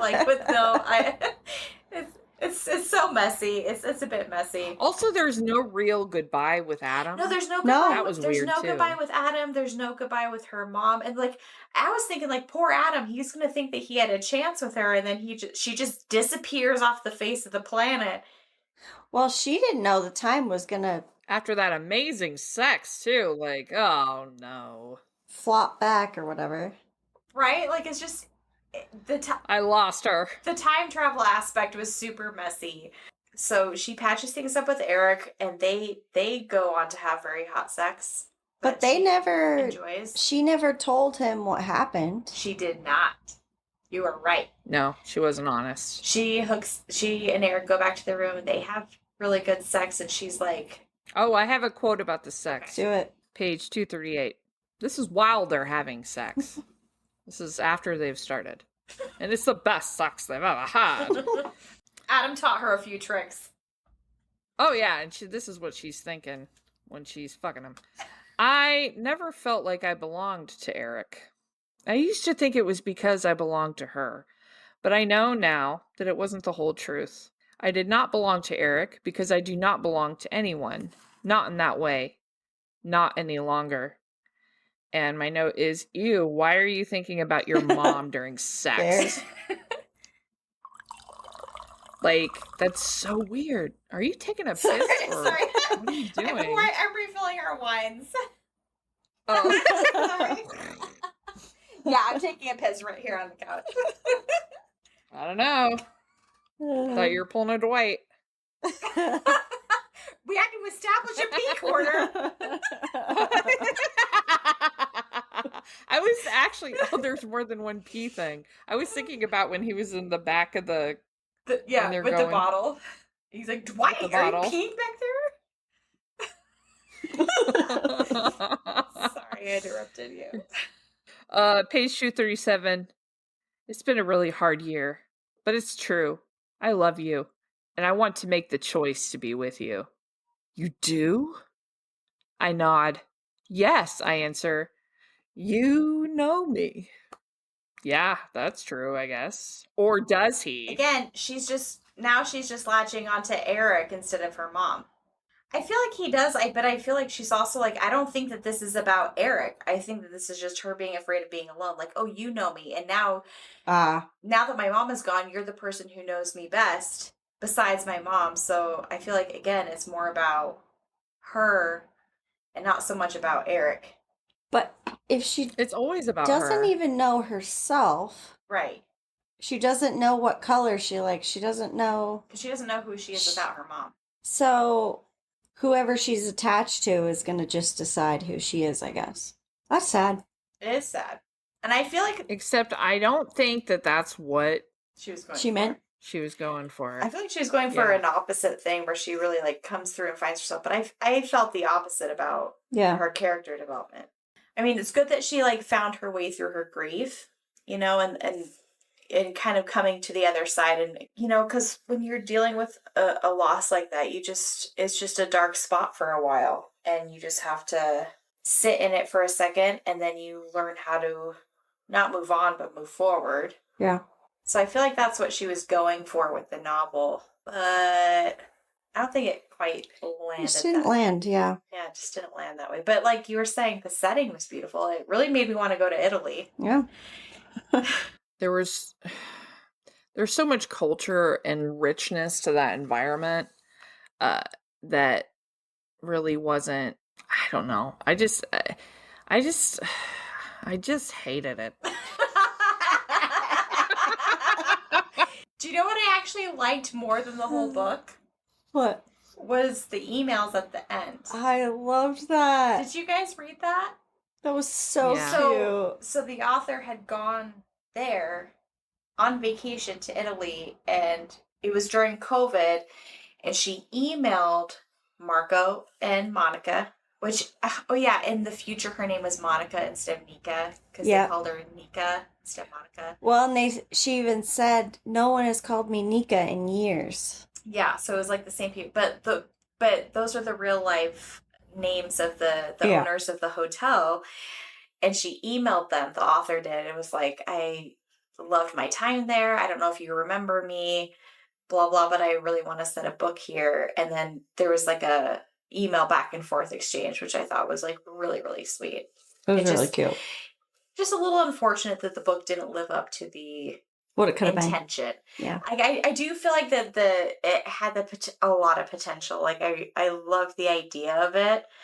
I just felt it really like missed the mark of its potential. Yeah, and I've not read any of her other books. I've heard that In 5 Years is really good, and I think that they actually did a movie or a play. If it's the same one I'm thinking of, I know that's one of her big ones, but I've not read anything else of hers. Have you? Me either. Nope. There was only, I will say, one line that I actually did quite like. I'm going to read it now. Carol is telling this to Katy one day when they're having wine that I actually did like. Page 116. Carol says, "There is a saying, what got you here won't get you there." I never heard Carol say that before, not to me. What does it mean, I ask? That the same set of circumstances, beliefs, actions that got you to a moment won't get you to what comes next. That if you want a different outcome, you have to behave differently. That you have to keep evolving. And I do think that is true. I do agree with that one. That's a good line. It's a good line. Yeah. And I feel like this is kind of the vibe that she was going for with the book. It just didn't quite land that way. But like, I feel like this... Yeah. I agree. I have no more notes. I have no more notes either. Are there any other thoughts or things that you had about the book that you want to talk about before we conclude? I feel like we hit all the main points. Like you said, there weren't a lot of points to the whole book. It was kind of like go with the flow. It was a quick one. Yeah. I initially started to listen to it. I'm like, oh, this is so short. I'll just pop in and I always tend to pop in and out of the audiobooks when we're doing our books. Immediately shut it off. Do you know who read it? I'm shocked. I saw some 1-star reviews about one that was like, it was like emotionally not there. I was like, oh, interesting. I didn't listen to it at all. But you know who narrated it? Uh-huh. Yeah, Lauren Graham. Lorelai Gilmore. Really? Yeah. The actress that plays Lorelai. Because at the beginning of the book, there's a quote from Lorelai. That's how the book starts. Yeah. And Lauren Graham. Oh, there was. That's right. And Lauren Graham. And that was... This is the most ironic thing of all, is that she's the one who played Lorelai, and her quoting her own character is what made me shut the audiobook off. I was like, hate that. Oh, that's funny. I hated it. Right off the bat? And I didn't know it was her. And then there was like a midway point where I was doing some projects at work, and I was like, oh, well, I want to keep the momentum going. I'm going to pop in and just like listen to a couple chapters like while I'm doing this. And I was like, God, I really just like don't like this narrator. Like, I do not like this narrator. It's so interesting. Because it just felt like it was being read in a very obvious way, and like it was not good. Huh. Love Lauren Graham as an actress, but a narrator she is not. Surprising. Yeah. Was it just monotone? Yeah, it was very monotone. I hate that. And it was very like blah blah blah blah blah, she said. And then I was like, wow, blah blah blah blah. Oh. And then blah blah blah. Like it was very much like that versus, and like she's an actress. Yikes. It wasn't good, and I was like, oh. But like once I was aware of the fact that it was her, I was like, oh, I totally hear it now. But like, wow, you would think she'd be better at this. Jared has listened to a good chunk of it, a couple hours of it before he came home, and I was like, what do you think? Do you like this? And he was like, no. He was like, I think she's a bitch. That's what he said. He was like, I don't like the way that she treats. And like, I was like, yeah, I know, right? Like, and then he was like, do I have to finish it? And I was like, no, honey, no, don't worry about it. It's thank you. Oh, there are some books that are worth. He's so cute. So cute. That's very cute. Okay, we've reached the end of our book discussion. Yay! We did it! Yay! So now we're going to do 1-star reviews, 5-star reviews, final thoughts, and ratings. Then we'll have a group rating, and that will be our final rating. All right. This one's on the W boy. This one's going to be extra special because Rose has actually compiled our 1 stars tonight. So let's do 1-star reviews.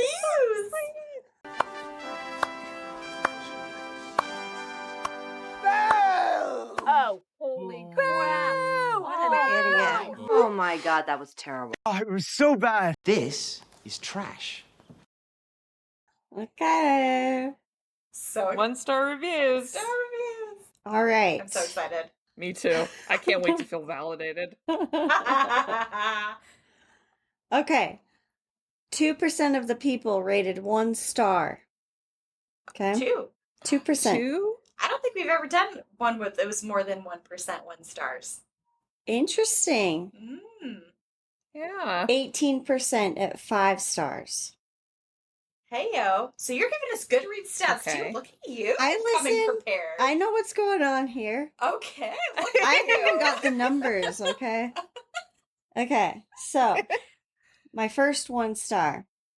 Morgan says, it's kind of long. That's okay. We're here for it. All right. Is it cheating if you're time traveling? This book was awful. As someone who once lived in Italy, I thought this was a poor representation of the country. And yes, I've been to Naples, the area this book takes place. Let me tell you, the author went on vacation there, went to the touristy spots, and then decided to write a book. Also, I think the main character had a super unhealthy relationship with her mom. They were the mother-daughter pair that should be on the TLC show Smothered.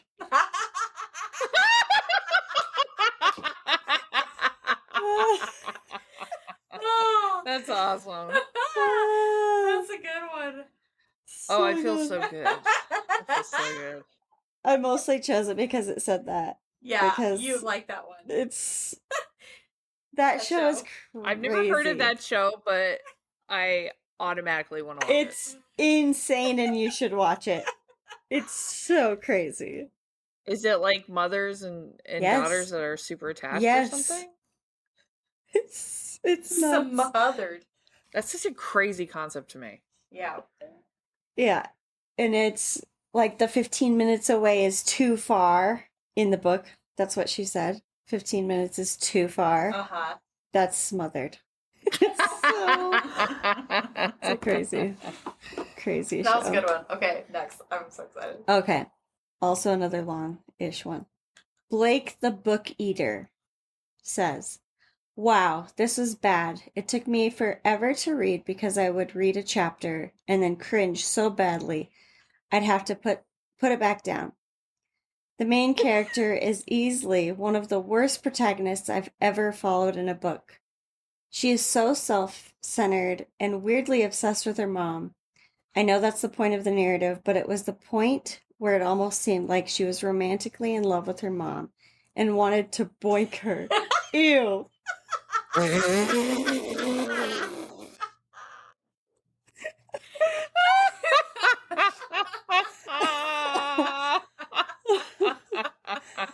Oh my god. I could not do it after he said that. Then he goes, the main character also treats her husband like complete crap and then does unforgivable things, and in the end is all like, hee hee, I was just finding myself. Girl.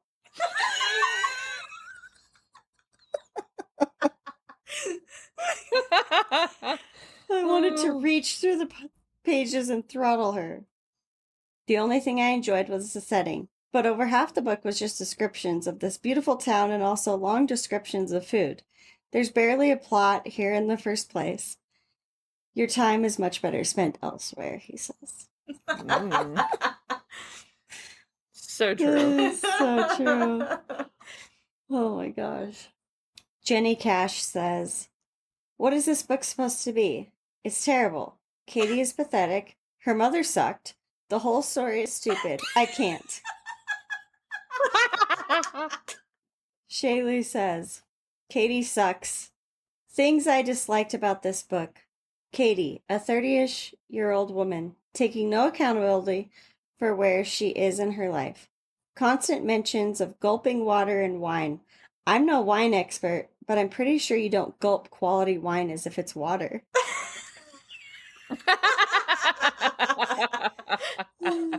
Katy's extreme judging of everyone around her, despite her aforementioned inability to own her own life decisions. That is such a good point. Yeah. She is very judgy. Yeah. Of everyone else. I didn't think about that, but you're right. Yeah. Yeah. Absolutely ridiculous it is that Katy couldn't tell she wasn't in present times. Which, we already talked about that. That's kind of what made me think about it. I was like, well, small town Italy. Yeah. I don't know. It's understandable both ways. It's within the realm of Katy casually treating on her husband, who she treats like garbage for no reason, reconciling with him as if nothing happened. I rolled my eyes a lot during this book. Do not recommend at all. Ouch. The savage, the better. Carrie says, when does this bitch ever shut up about her fucking dead mom?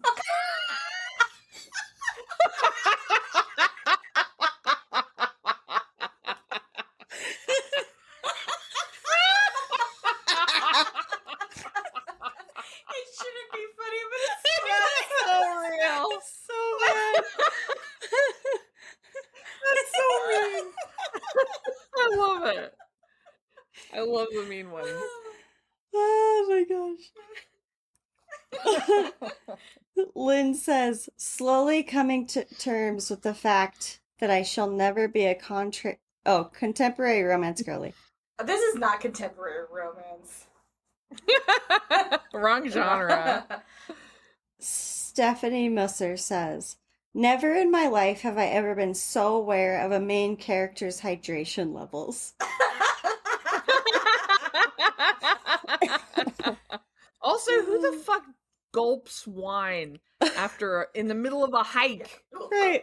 I would puke everywhere. Oh, those are good. Yay. Thank you, Rose. Yay. That was fun. Yay. And because we are now equal opportunity podcasters, we will now read some 5-star reviews. There it is. Dear God, it's beautiful. It rocked my ass off. Practically perfect in every way. Absolutely bloody brilliant. Okay, best book ever! Okay, I actually can't wait to hear this. Let's go. 5-star reviews. I can't wait to be shocked. Okay. These are 5-star reviews. Jordy's Book Club says, quick take. I cried a bunch. A really sweet mother-daughter story with some great escapism. Probably my favorite of Serle's After the Dinner List. I've not heard of that. That book? No.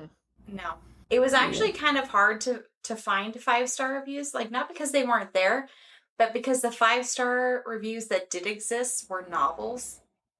Mm. Oh, I yeah. was like, oh my God. Yeah. Who is reading this? Like, can stop. I mean, can we be real here for a second? Right. Alexia says, all caps, literally OMG? I for sure wasn't expecting to like this that much. I'm shocked. Even though the romance was a subplot, I still enjoyed it. The food references. I'm surprisingly delighted with this book. Really, really, really, really recommend. Warning, you will want to move to Italy instantly after reading this book. Interesting. That made me not want to go to Italy. Juliet Nicole says, 5 stars. This might be my new favorite book ever, or at least one of my all-time faves. This story takes you to Italy and gives you all the best that Italy has to offer. I actually felt like I was there, in Positano. Besides that, the story is so beautiful as well. It's powerful, meaningful, and I think it will hold a special place in my heart. A true masterpiece. Wow. Wow. A masterpiece Okay. is stretching it. That's strong. That's a strong. Juliet. That's a strong word. Tiffany says, not me, an imposter. Tiffany says, this book was a story of the senses. I could hear the waves against the Amalfi coast. I could feel the warm sunshine as Katy hiked up the trail. I could taste the fresh pasta. But it was also an experience of many emotions. Grief, excitement, elation, confusion, and the unbreakable bond between a mother and a daughter. We as readers undergo a tumultuous journey alongside Katy in such a short period of time, and this book is worth every up and down we encounter along the way. I thoroughly enjoyed this book and didn't want to leave Italy when the cover finally closed. I gave this title 5 stars. Well, I will agree that it was confusing. Montana Hildebrand says, that's a name. That's quite a name. Montana Hildebrand says, Hildebrand's a heavy one. And Montana Hildebrand had to. That was my last name. I know. That's why I picked this one. I mean, it's a great... I was going to pick it anyway, but like the fact that it was Montana Hildebrand, I was like, oh, icing on my cake. This is our last one. No notes. Amazing. Makes me treasure my mom even more, and also my heart crave Italy. So good. The end. That's all of them. I would rather eat a ham salad sandwich than read that again. All right, final thoughts and ratings time. Final thoughts and ratings. Here we go. Me? You. Okay. Well, while I did enjoy the idea of this book, I feel like it really fell short of its potential. It was emotional for me to read at times simply because of the connection I have with my mom and just kind of the place I was when I read it. But having said that, it just, all in all, it left me really disappointed, if I'm being honest. And I felt like a lot of it felt generic. I did not like Katy. I hated Katy. And I felt like the Carol-Katy dynamic was not fleshed out very well considering the connection that they were supposed to have as mother and daughter. Like that also didn't land, and that was kind of supposed to be the point of the book, was their connection and the loss that she was experiencing. And you kind of don't feel that with their interactions on the page for me. I wish for a lot more between them. And like I said earlier, I think that the key to a magical realism story is a realistic reaction to an impossible thing. And Katie's just like, wow, cool. I'm gonna go hang out with this guy, and I'll just hook up with my dead mom later in Italy if we find each other, maybe. Like, meanwhile, like while that's happening, she's so entrenched in her grief that she's like pushing away her sweet and attentive husband. Like, I don't know, it just, the flip-flop of it just didn't land. It's kind of gross. And I understand that the overall theme that she was going for, and Katy going through her grief and losing her mom, but it just, sigh. I didn't hate it. I didn't love it. And based on this book, I'm not really interested in reading any more from this author. 2. It's 2 stars for me. Rose, you want to go next? Sure. I agree. I think that it could have been fleshed out much better. I think mother-daughter should have had more conversations. The fact that she just left her husband behind. And then as we were talking, he comes and says, I never asked if I should have come. And that was like, buddy, Yeah. she basically told you, fuck you, I don't want to talk to you right now. Yeah. Which Katie doesn't deserve Eric. no. So yeah, he's better than her. And then obviously she cheated and there was no coming forth with that. And yeah, he deserves better. I understand what she was going for, but I agree. It just didn't quite land like it could have. Yeah, it could have been better. Yeah, could have been so good. I'm gonna say woulda, coulda, shoulda. Yeah, woulda, coulda, shoulda.